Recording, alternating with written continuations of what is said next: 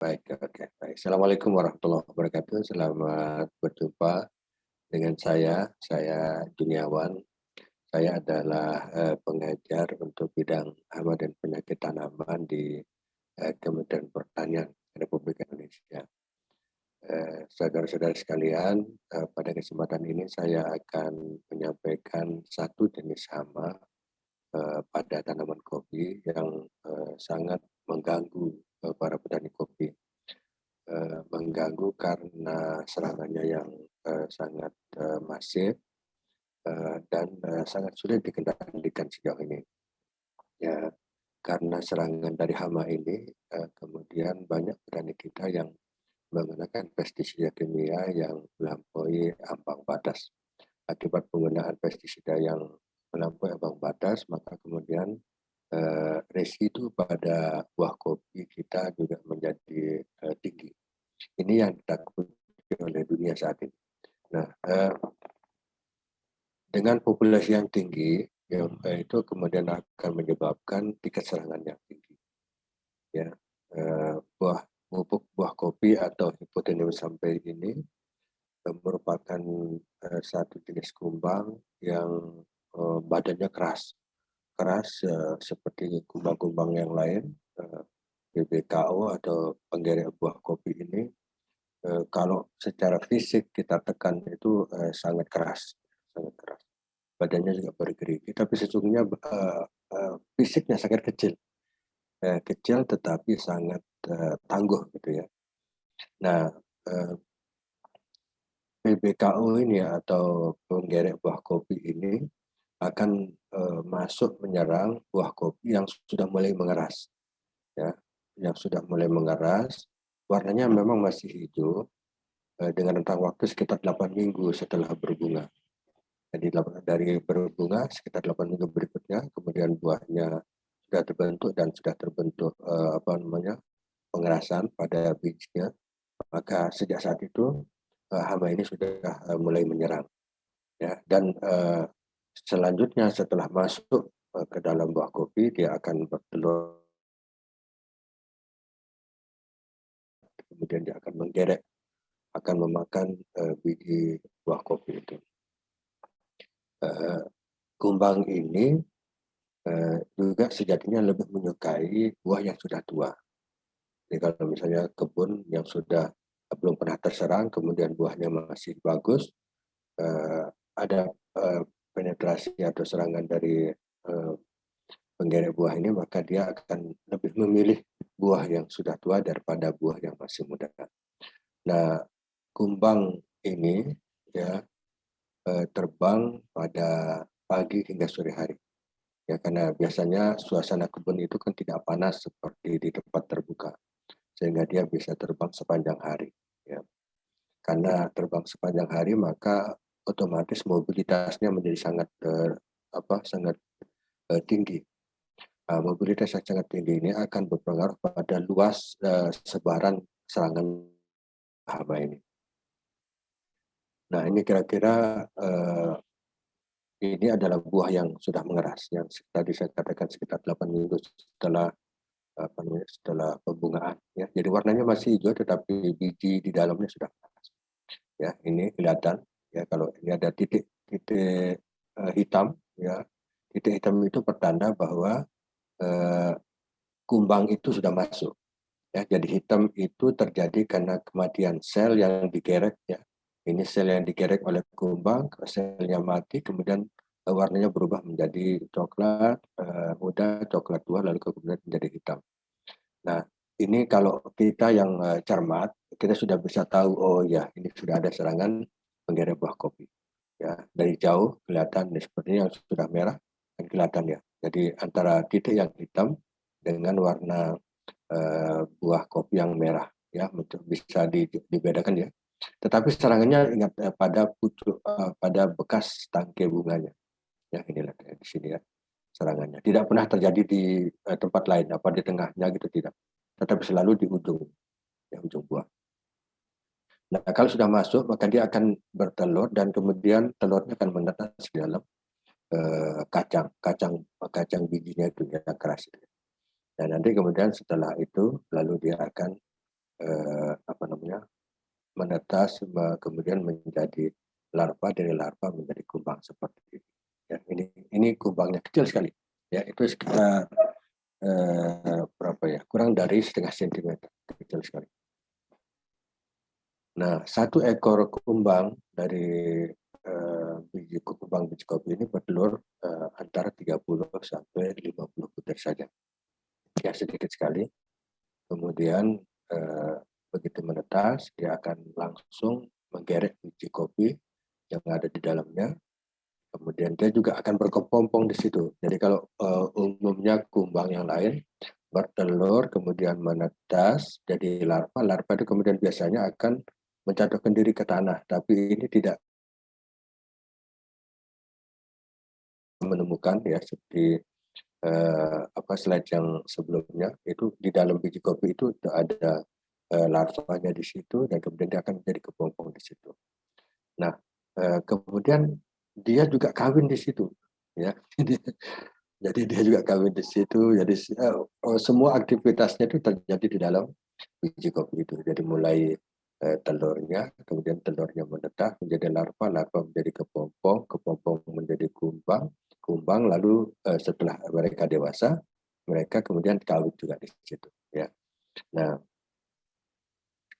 setelah mereka kawin, mereka kemudian bisa keluar masuk di lubang itu untuk terbang ke tempat yang lain.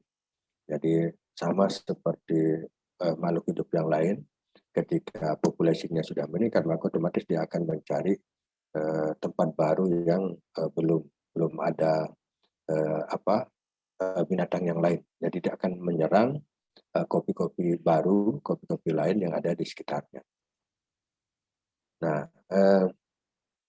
rentang waktunya, ya, saudara-saudara sekalian, untuk telur setelah menetas kemudian menjadi prepupa itu sekitar 5 sampai 9 hari, atau rata-rata 7,5 hari lah, ya. Kemudian lamanya masa itu sekitar 2 sampai 5 hari.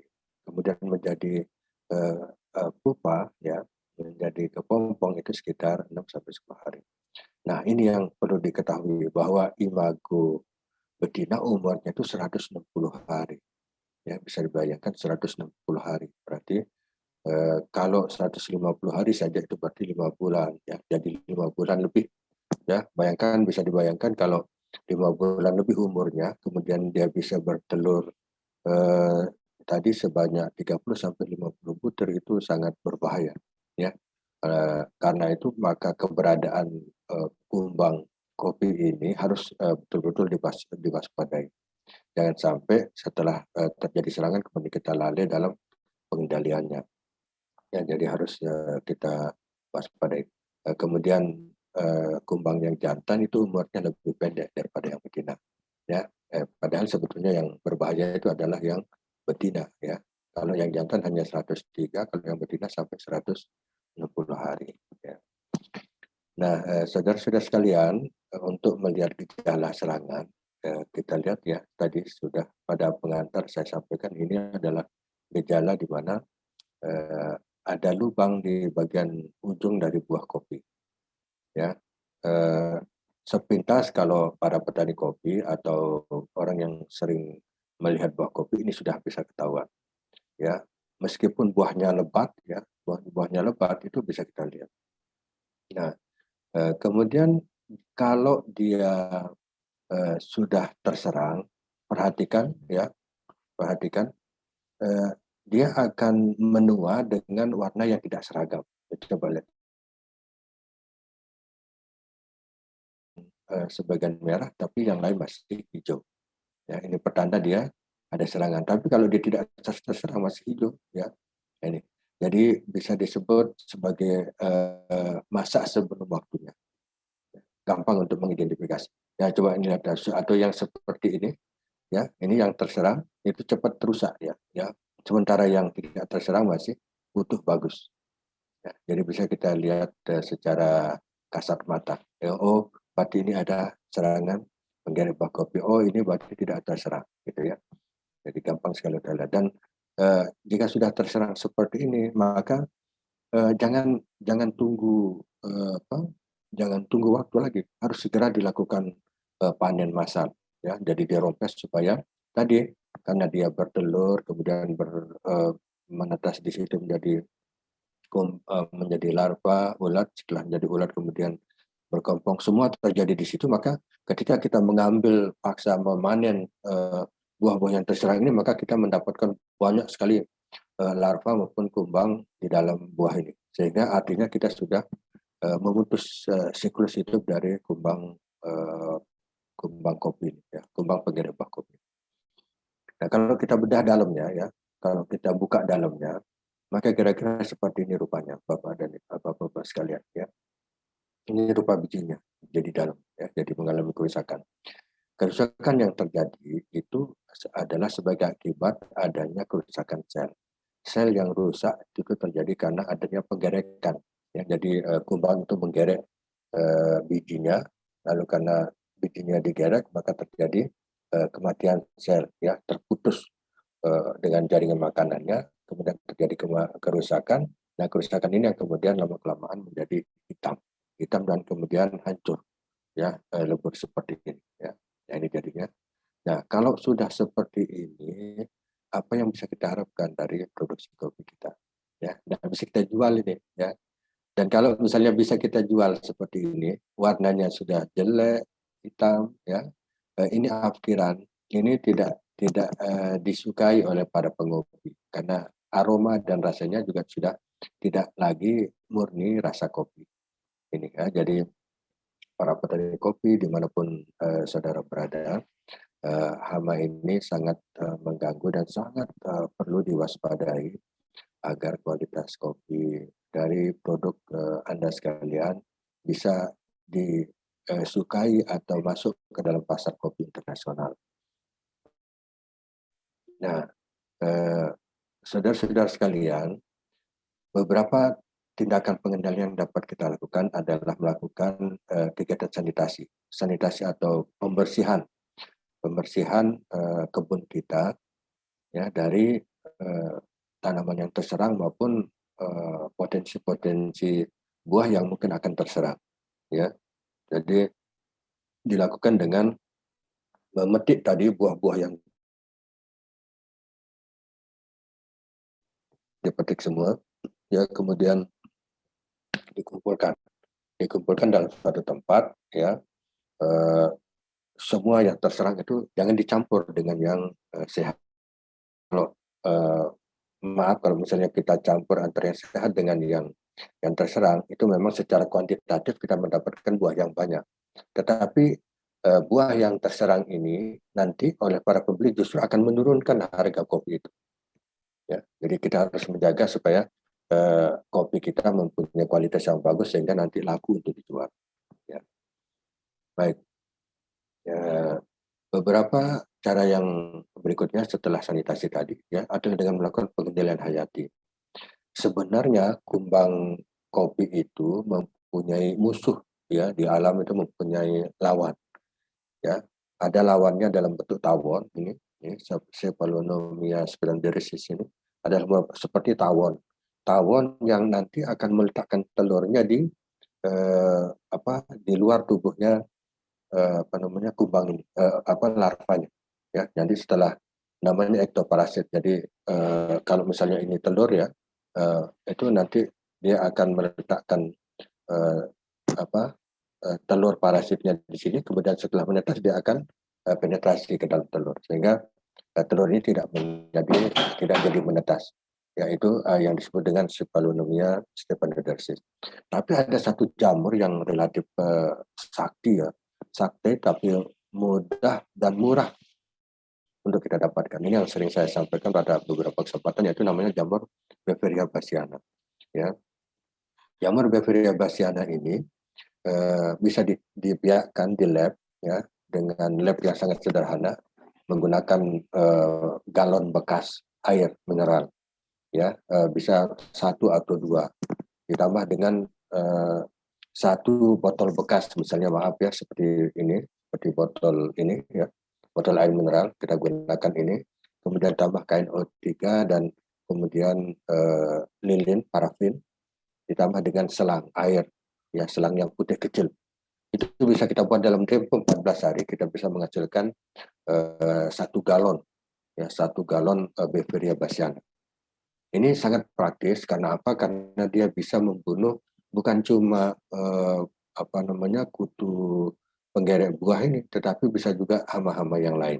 Ya, nanti akan saya sampaikan beberapa slide tentang itu.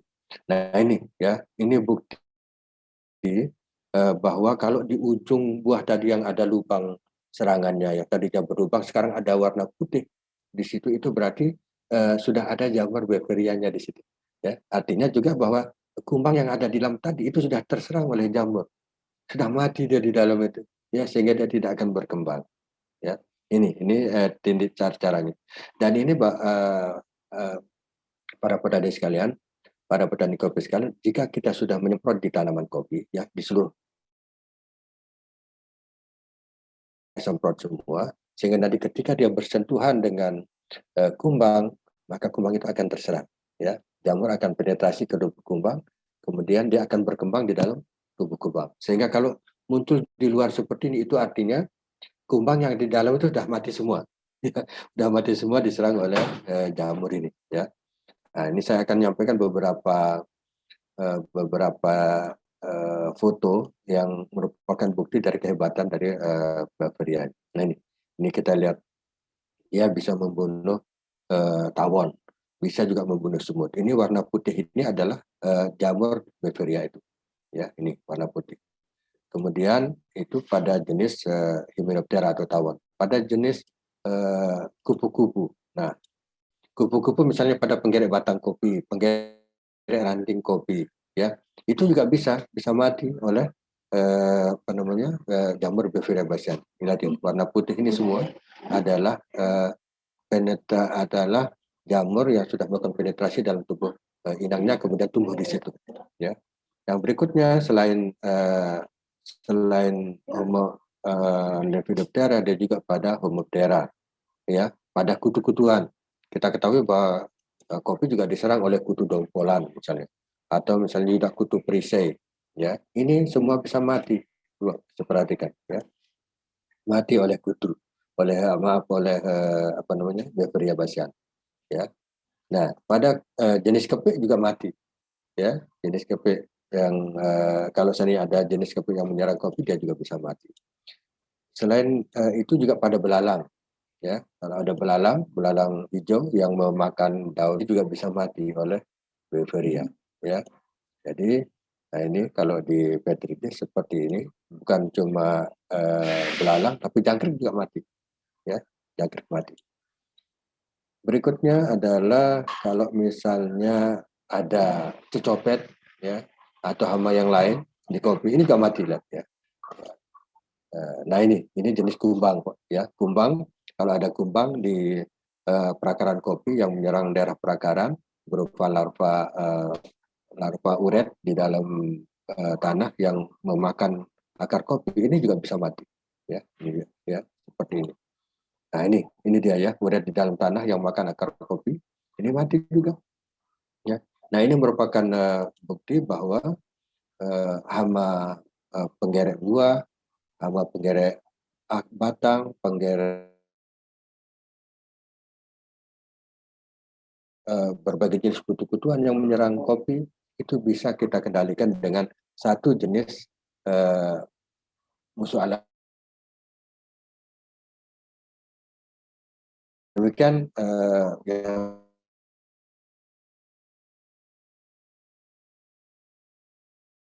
warahmatullahi wabarakatuh. Sampai ketemu lagi.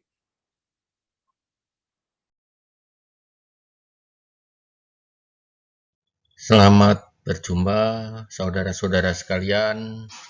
Hari ini kita membahas tentang bagaimana budidaya tanaman kopi yang baik. Dalam budidaya tanaman kopi yang baik, ternyata banyak ditemui kendala-kendala, terutama yaitu tentang produksi yang masih rendah. Produksi kopi yang rendah terutama adalah di produktivitas, yaitu karena apa? Karena itu adalah diakibatkan oleh beberapa faktor. Faktor-faktor itulah yang menyebabkan produksi daripada tanaman kopi kita itu adalah rendah. Faktor-faktor apa saja yang menyebabkan produksi tanaman kopi rendah?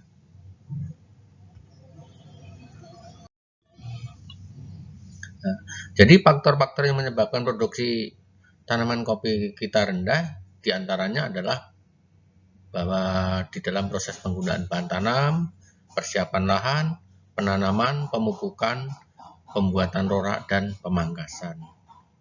Nah, ini adalah faktor-faktor penting di dalam proses kegiatan budidaya tanaman kopi, baik itu tanaman kopi robusta. Nah, di dalam proses penggunaan bahan tanam ini, saudara-saudara kalian, yaitu kita harus memilih dengan bibit atau benih yang sesuai dengan kondisi lingkungan di penanaman kita. Nah, ini dihubungkan dengan ketinggian tempat. Ya, kemudian kalau dia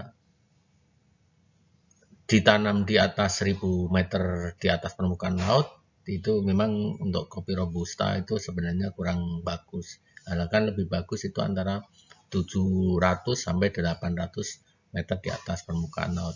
Kalau di atas 1000 meter di atas permukaan laut itu akan lebih bagus kalau ditanam kopi Arabica. Nah, kemudian yang kedua, di dalam pemilihan bahan tanam ini adalah apabila di daerah-daerah yang terserang oleh nematoda, maka kita harus juga menggunakan batang bawah dengan Robusta BP 308. Nah, ini Robusta ini BP 308 ini sangat tahan terhadap nematoda, jadi cocok digunakan sebagai bahan tanah di bahan tanam atau batang bawah daripada tanaman kopi.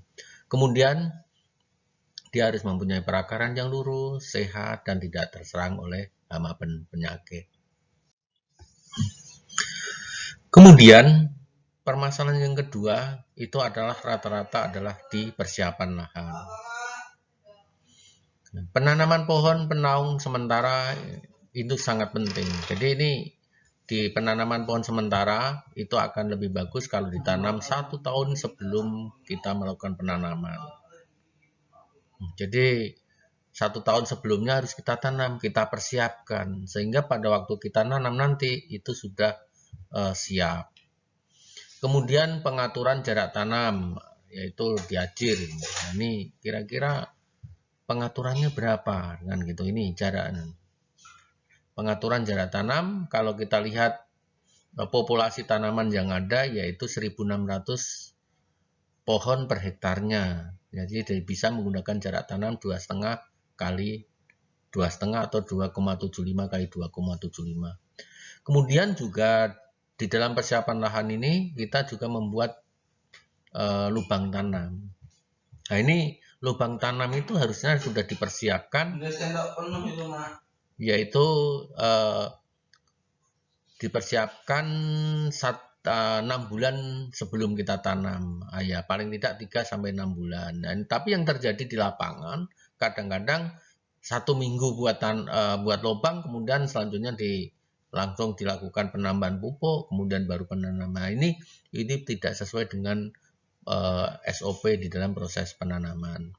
Kemudian ini yang keempat yaitu memang kalau perlu yaitu menanam tanaman pematah angin. Nah, ini kalau daerah-daerah yang banyak mempunyai angin yang cukup besar.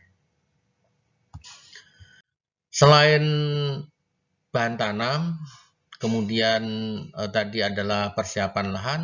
Di dalam proses penanaman ini, di dalam budidaya kopi juga kita jangan lupa menanam tanaman pohon penaung. Nah, ini mengapa kita memerlukan tanaman penaung? Bahwa ternyata tanaman kopi itu juga memerlukan penaung di mana dengan adanya penaung itu akan juga memperbaiki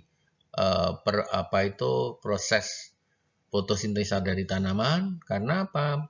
Karena tanaman kopi tidak langsung kena sinar matahari, tapi masih ada bayang-bayangnya kan gitu kan. Nah, ini pohon penaung ini ditanam kan sebelumnya harus tanaman kopi sebelum ditanam 1 tahun sebelumnya. Kemudian apabila lahan miring itu harus dibuat menjadi sabuk gunung dengan jarak antara 3-4 meter. Dan bila datar menggunakan jarak tanam 3-4 meter pohon penaungnya. Apa saja persyaratan sebagai pohon penaung? Yang pertama itu pohon penaung harus mempunyai perakaran yang kuat. Kemudian memiliki percabangan yang mudah diatur. Ukuran daun relatif kecil dan tidak mudah rontok. Kemudian termasuk leguminosa dan berumur panjang, karena ini leguminosa adalah menghasilkan nitrogen dan berumur panjang. Kemudian yang kelima, harus menghasilkan bahan organik yang cukup banyak dan tidak menjadi inang hama penyakit. Nah, contoh pohon penaung ini yang paling baik itu adalah lamtoro atau Leucaena glauca, dadap, kemudian juga Gliricidae. Nah, ini adalah pohon penaung. Kemudian jarak tanam di dalam pengaturan jarak tanam, yaitu jarak tanam yang cocok, yaitu untuk kopi itu dengan populasi 1.600 pohon per hektar, yaitu 2,5 meter kali 2,5 meter atau 2,75 meter kali 2,75 meter. Jadi kepada lahan yang miring itu di dalam teras yaitu 2,5 meter atau 2,75 meter tergantung lebar terasnya. Dan pada tanah miring cara mengukur jarak tanam menurut garis konturnya. Nah, ini selanjutnya adalah tentang pembuatan lubang tanam. Nah, lubang tanam ini saudara-saudara sekalian dibuat paling lambat 6 bulan sebelum penanaman. Dengan ukuran yaitu 60 kali 60 kali 60, panjang 60, lebar 60 dan dalamnya 60. Kemudian jika tanahnya termasuk tanah yang berat, maka lubang tanam dibuat lebih dalam dan lebih lebar. Dengan harapan perakaran nanti mudah menembus daripada akar itu. Jika tanahnya termasuk ringan, bisa lebih dipersempit. Nah, kemudian beberapa bulan sebelum tanam, lubang diisi dengan pupuk kandang dan kompos. Kemudian penutup lubang tanam dilakukan 1 bulan sebelum tanam. Jadi di lubang itu ditutup dengan tanah lagi, itu ada 1 bulan sebelum tanam. Kemudian penanaman di lapangan ini juga menjadi kendala, karena kadang-kadang di dalam penanaman ini, penanaman yang baik itu dilakukan pada pagi hari atau sore hari. Jadi jangan tengah hari, karena apa? Jika akan mengalami proses dehidrasi itu kan. Tapi memang yang paling bagus itu sore hari, karena kalau sore hari itu habis ditanam, itu langsung dingin, kemudian kena embun, kemudian maka akan tanaman tidak mengalami dehidrasi.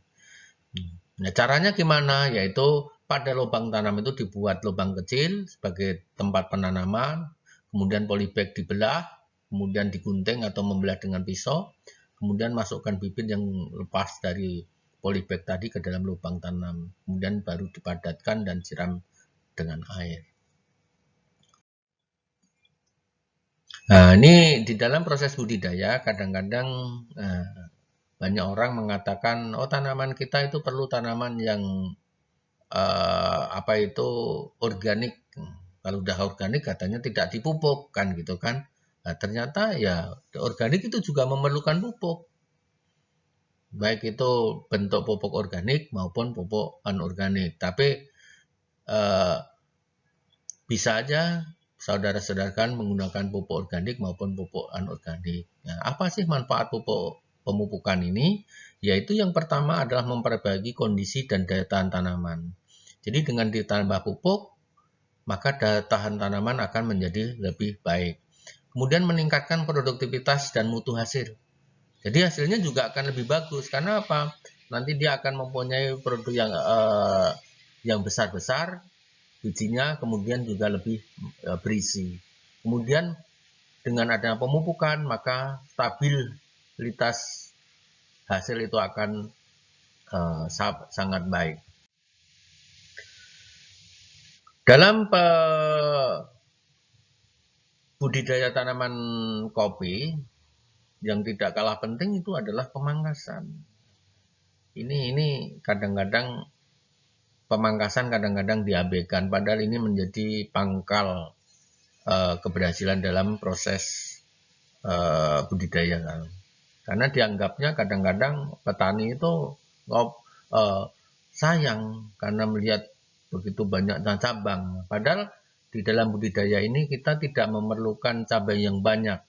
Nah, cabang tidak harus banyak, tetapi mempunyai hasil yang cukup baik. Nah, ini pemangkasan itu dimulai dari pangkas bentuk, bisa batang tunggal atau batang ganda kan.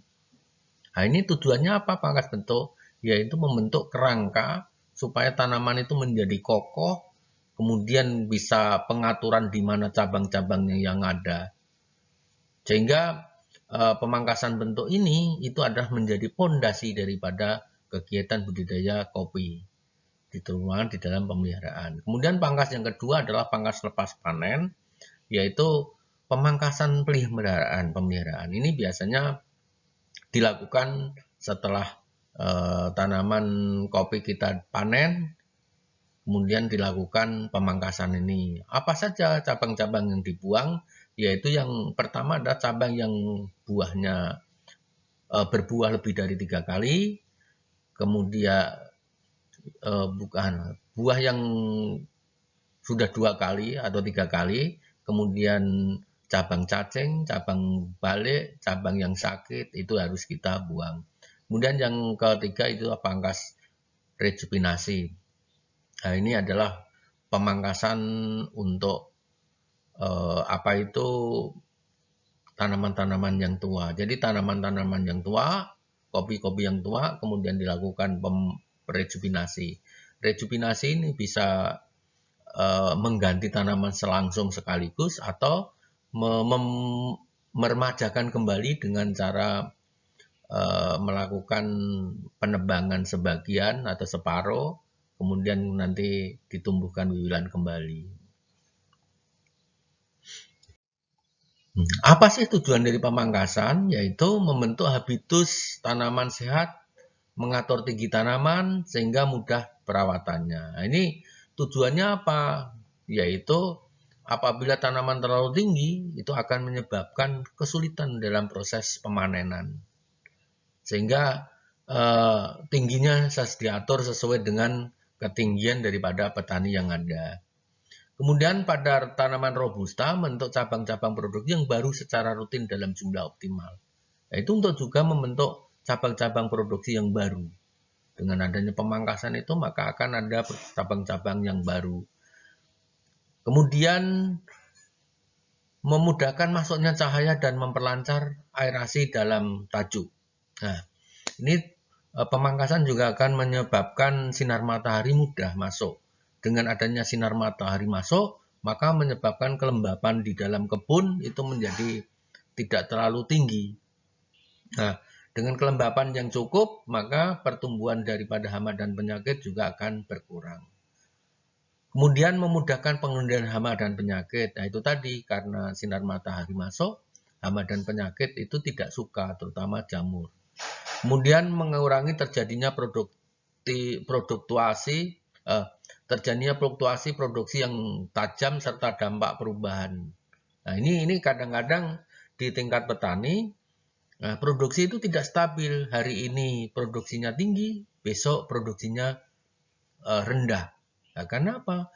Karena petani tidak menyiapkan cabang-cabang yang akan dipelihara untuk kegiatan panen yang selanjutnya. Jadi setelah panen ya sudah, itu dibiarkan saja sehingga apa? Banyak sekali cabang-cabang yang tidak berguna, cabang-cabang yang menghabiskan makanan itu dibiarkan saja. Nah, kemudian juga tidak kalah penting di dalam proses budidaya itu adalah pembuatan rora dengan tujuan apa? Yaitu untuk aerasi tanah. Dengan adanya rora, maka ketersediaan air di dalam tanah itu akan bagus untuk memperbaiki konservasi lahan, mengurangi run up air, kemudian juga sebagai tempat meletakkan bahan organik. Ini adalah di dalam rorak. Ini sangat penting di dalam proses budidaya. Kemudian juga di dalam proses ini yang tidak kalah penting juga adalah pemangkasan naungan. Jadi naungan ini memang diperlukan, tetapi juga perlu diatur. Karena kalau naungan di dalam kebun itu terlalu padat, itu juga akan menyebabkan terjadinya serangan penyakit hama karena apa, terlalu lembab. Nah, itu perlu dipangkas, yaitu di awal musim hujan dengan mengurangi 50% daripada tanaman penaung itu dengan cara memotong di atasnya.